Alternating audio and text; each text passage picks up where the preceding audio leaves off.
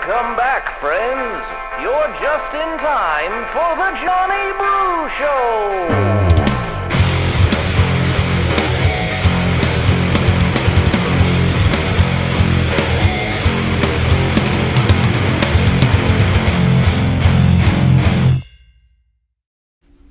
What's going on, everybody? My name is John Brookhagen, host of the Johnny Brew Show, and I almost forgot the name of my own show there. I'm just so excited. I really don't even have time to make another episode because we got a whole bunch of material coming out. We have some great interviews. Next week, we're going to be airing the Mark Robertson interview, and what a good guy, man. First-time candidate, first time running for anything. He's going for Nevada CD3. He wants to be in the House of Representatives. Last week, he was over at the Capitol visiting with a lot of his hope-to-be colleagues one day, and he's going to be running against Susie Lee. And, I mean, if one thing is clear, we need to get rid of Susie Lee. And whoever comes out of that Republican primary, the Johnny Brew Show is going to be behind 100%. Anybody else running in CD3, you're more than welcome to come on the Johnny Brew Show. We're going to be having a nice little catalog of all of our interviews as the primaries near, so you guys can get to know people as you see fit. All right, I just want to do a little celebration lap about what happened across the country or more so on the East Coast, but across the country on Election Day. It's an odd year, 2021. Not a lot's going on, but we did have the mayoral race in New York City, and one of the more stomachable Democrats won, and I'm excited about that. Pro-cop, pro-Second Amendment, pro-police candidate, ex-cop, is now the mayor of New York. Hopefully, he can adopt some of the policy that Mayor Giuliani had put in place in order to clean that place up. And even, like Bloomberg, he's a Democrat, but he continued to have a eye on crime, and New York City was doing really, really well in the 90s and early 2000s. So hopefully we could get back to that. They destroyed all of the anti-police and defund the police bills, and instead they want to bring in social workers and stuff like that, or have some other group over law, and they rejected that as well. And then obviously the big news, I think the biggest news of the whole week was New Jersey. We almost won New Jersey, and it's something that I think we need to take note of, because I do believe if anything nefarious is going to happen with elections, it's going to happen in purple states. Well, New Jersey, Virginia, they were supposed to be blue. So I'm thinking they may have let their guard down. A lot of people responded. I was talking about how excited I am, how I wasn't sure that Republicans could still even win elections with the continued COVID protocols and the continued, ballot harvesting or mail-in ballots or 3-week election days and accepting ballots after election day. And all this stuff is still being implemented in many states across the country. And I was encouraged to find out that, hey, we still can win. But I was quickly warned that Nevada is not Virginia. So let's not just think that the war is over or the battle has been won. All right, Virginia got a lot of good work done, but the Johnny Brew Show and most of you guys watching are trying to turn Nevada red. And if we're going to turn Nevada red, we're going to have to play by the rules that were implemented. We're all playing under the same rules. I hope we have ballot harvesters. I feel like I'm encouraging illegal activity just saying that, but the truth of the matter is it's legal in Nevada. So we need to be signing up ballot harvesters. Now, I don't know, that's clearly a Democratic helping hand, because it's a lot easier to harvest in an apartment complex or in a high rise than it is when you've got people who live on an acre of land each. You in the time that it takes you in the suburbs or in the rural areas, you could see 100 people or knock on 100 different doors in a high rise or in an apartment complex in like 2 hours. Whereas to hit that many people, you'd have to spend a week in what would be Republican areas. Nonetheless, this is with trepidation or with the understanding that we still have to be on our toes and continue fighting, not standing by, but fighting for what's right. Let's start pre-election where the vice president going out there, maybe she's the reason this happened, she explains what happens in Virginia will determine the next 2 election cycles. And her lips to God's ears. Play tape. Because you see, what happens in Virginia will in large part determine what happens in 2022, 2024, and on. There you go. I hope that's the case. All right? It's scary news for the Democrats, and NBC admits it. This is your mainstream media telling you what they think with almost a little bit of truth, which is something new for their typical sitcom fictitious newscasts. Play tape. It's filled with some scary news for the Democrats. The overarching message: Americans have lost their confidence in President Biden and their optimism for the country. At least they have right now. Just 22% of adults say we're headed in the right direction. A shocking 71% say we're on the wrong track. And that includes a near majority of Democrats who are saying that. President Biden's approval rating stands at a dismal 42% versus 54% who disapprove. Believe it or not, just 2 months ago, Mr. Biden was in positive territory, 49% approving, 48% disapproving. So what's pulling down the president's numbers? Well, look at this set of numbers. Just 37% say he has the ability right now to handle a crisis versus nearly a majority who say he does not. 37% also say he's competent and effective as president. 50% disagree with that description. What's more, Republicans, believe it or not, have double-digit leads in dealing with border security, inflation, crime, national security, the economy, and shockingly on getting... Shockingly? I mean, give me a break. Obviously, the Republicans have a better plan for border security. Obviously, the Republicans have a better Afghanistan plan, because anything is better than whatever it is that they did. I mean, these numbers, this is the country. We are a conservative nation. We are a conservative nation. We are a Christian, Judeo. At least, if we're not a Christian nation, we are a Christian, what's the word I'm looking for? I'm having a mind blank, but we are a Christian tradition, like, Judeo-Christian justice, Judeo-Christian way of life.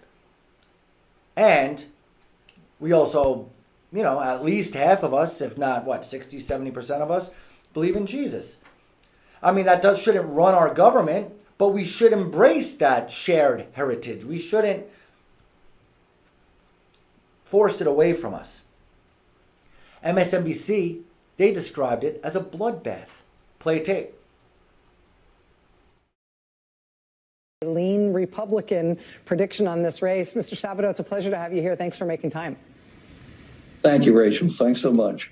I want to ask you, I'll warn you in advance, I want to ask you a little bit about what's going on in the House of Delegates tonight, because if Glenn Youngkin is potentially going to pull this out and be the new Republican governor of Virginia, whether or not he's able to govern with Republican Party principles, well, the legislature will have a lot to do with that. I'm going to ask you about that in a moment. But looking at the governor's race and this top-line marquee race, what do you think the story is here tonight thus far? The story is, I'm not going to call it a blowout because we don't have the final numbers, but I will tell you somebody high up in McAuliffe's camp who was there with McAuliffe put it this way to me about an hour ago. It's a bloodbath. And so far, everything we've seen pretty much falls along that line. And while we don't have complete figures, anything close to complete figures for the House of Delegates, you could guess based on what I've just said. Given the distance that Republicans had to come in order to pull this off tonight.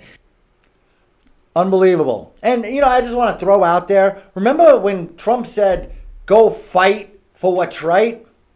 And he was, vilified for using like really violent rhetoric. And, Democrats call it a bloodbath. These are analogies, synonyms, or similes.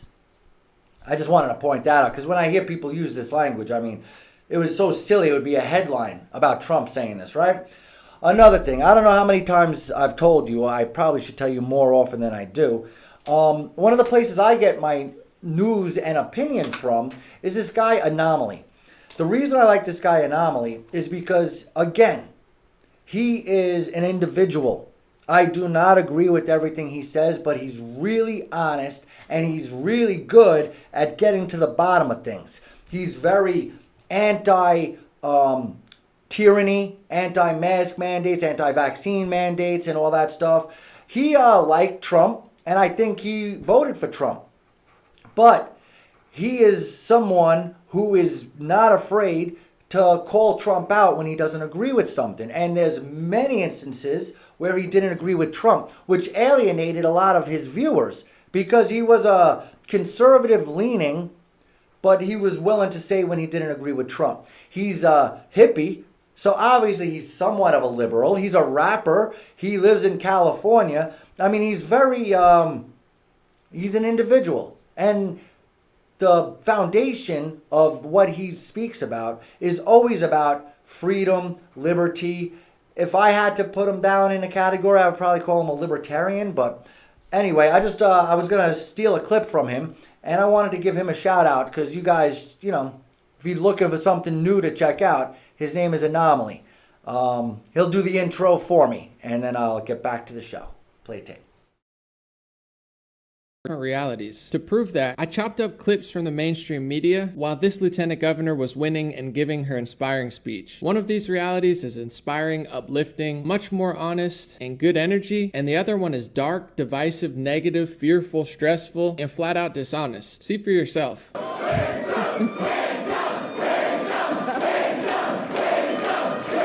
Glenn Youngkin played the race card for a reason because he knows it works on certain white voters. He did stoke white grievance politics to mobilize the Republican base. I want to introduce to you my husband, Terrence.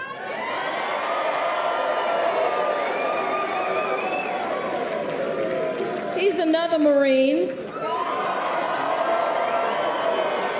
He's laundered Trump's really sort of disgusting, flagrant out racism. He's wrapped it in education. Education, right, which is code for white parents don't like the idea of teaching about race. I'm telling you that what you are looking at is the American dream. The American dream. When my father came to this country, August 11th of 1963, he came at the height of the civil rights movement from Jamaica. That's the fundamental problem for these parents and this anti-CRT movement. They don't like the way whiteness is being portrayed in these new, more inclusive lessons. This wasn't about those pocketbook issues. This was about how white kids feel talking about what black kids go through. The subtext of all this was, we can't let these black and brown people run the country. He came and I said to him, but it was such a bad time for us. Why did you come? And he said, because America was where the jobs and the opportunities were.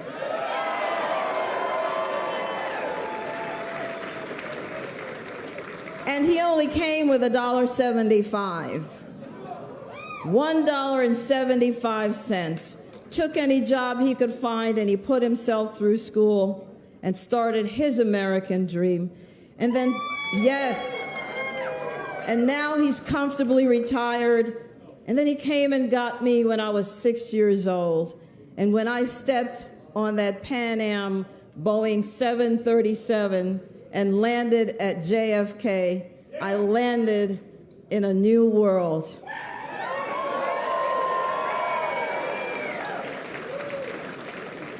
And so let me tell you this. I am not even first-generation American. When I joined the Marine Corps, I was still a Jamaican. But this country had done so much for me, I was willing to die for this country.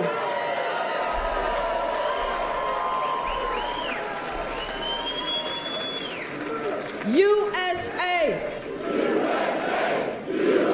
All right, there you go, guys. That's the newest blackface white supremacy right there. She's the problem. She's the person who doesn't want black and brown people to be in government.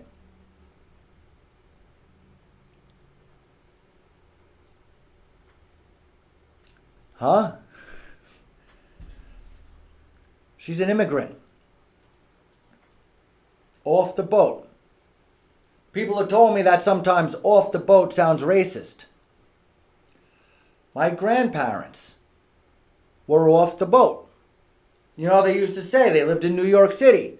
Oh, where you from? Are you from up north in Massachusetts? Or do you live in Connecticut? Do you live in, where you from? I'm off the boat.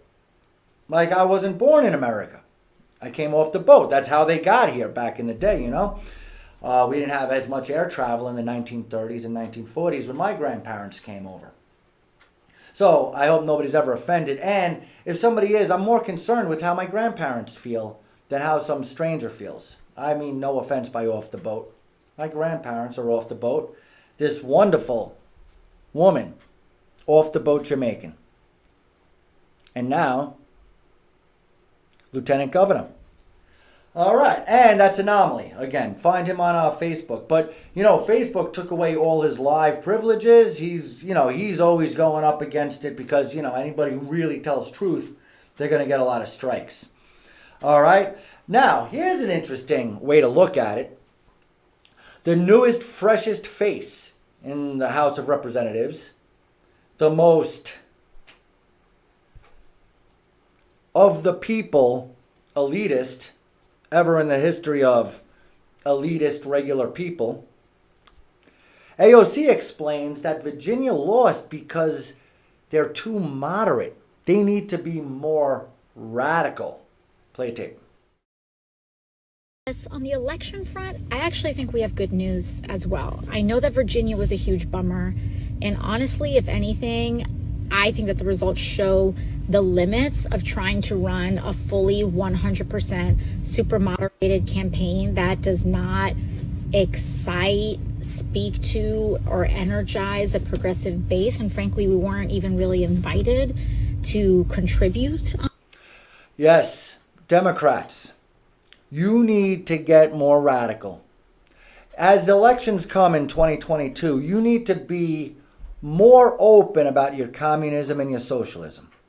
You need to be more vehement about killing our energy sector. You have to be more vocal about defunding the police. Please listen to AOC so we can ensure to get our country back to the conservative roots that we were built on. Other libs aren't taking it as well as AOC. Play tape. Youngkin played the race card for a reason because he knows it works on certain white voters. He did stoke white grievance politics to mobilize the Republican base. He's laundered Trump's really sort of disgusting, flagrant out racism. He's wrapped it in education. Education, which is code for white parents don't like the idea of teaching about race. That's the fundamental problem for these parents and this anti-CRT movement. They don't like the way whiteness is being portrayed in these new, more inclusive lessons. This wasn't about those pocketbook issues. This was about how white kids feel talking about what black kids go through. The subtext of all this was, we can't let these black and brown people run the country. Glenn Youngkin running on critical race theory that he knew hit a chord around race. I think all the CRT stuff is trumped up dog whistling. Some of it was dog whistle racism. The dog whistle messaging that you saw Youngkin engage in during the course of the campaign. CRT is in the latest line of school busing, crosstown busing, welfare queens. You have it. It's in that same line, and you saw it in the results in Virginia. This more palatable Republican who still uses the same racist themes that Trump did. He just packaged them in a soccer dad sweater vest model. He's found a way to launder a pretty racist trope, this idea that we cannot talk about America's history because it hurts my feelings. He's turned that into a campaign. White voters do have anxiety about a changing America, right? That it is blacker, it is browner. You've got the Republicans yelling like, hey, look, the black and brown folks are coming for us. Some Republican candidates are perfectly willing to use race as a motivating factor for their base. That has gone on for decades, and it happened this year. Race is just the most palpable tool in the toolkit. It used to be of the Democratic Party back in the day when there were Dixiecrats, and now of the Republican Party. This is about the fact that a good chunk of voters out there are okay with white supremacy. Let's call a thing a thing. Actually, scratch that. They are more than okay. Let's call a thing a thing. I don't know how many of you have heard Youngkin speak, but I watched like 2 of his speeches. He never, ever talked about race. I mean, the only thing that he even sniffed about race is just saying that CRT would not be in the classroom, which it is in Virginia. We'll get to Nevada at another point. But CRT is in the curriculum in Virginia, while people like CNN, among many, many others, were literally lying, saying it wasn't, while the evidence was already produced that, word for word, the tenets of critical race theory were in the curriculum. Nonetheless, the gentleman never spoke about race. He was just a really, really humble Christian dude. And he basically had all the colors of the rainbow on his ticket. He was like the only white guy on the slate. And because he doesn't talk about race, they explain that he's dog whistling. What that infers is that if you're a conservative, you're a dog. And when Glenn Youngkin is talking about being more fiscally responsible, he's dog whistling, secretly telling you he's promoting white supremacy. When he starts talking about lower taxes, that's a secret code for racism. And as silly as what I'm saying sounds, that's literally word for word what they're saying. Again, go back and listen to one of his campaign speeches. The guy is the most humble, quiet Christian conservative that you'll find.